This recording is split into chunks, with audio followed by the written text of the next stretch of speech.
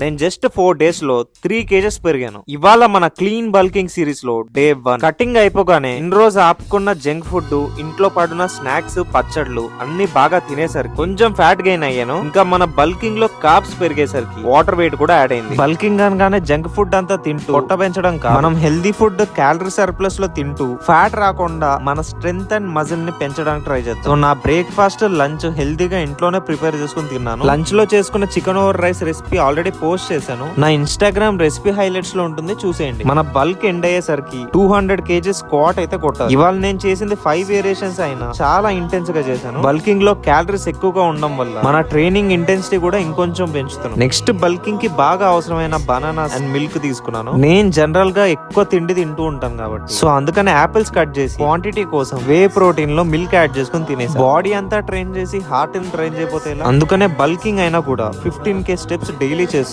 ఈ clean bulking జర్నీని support చేయాలనుకుంటే మన అకౌంట్ ని ఫాలో కొట్టేసేయండి. మళ్ళీ రేపు కలుద్దాం.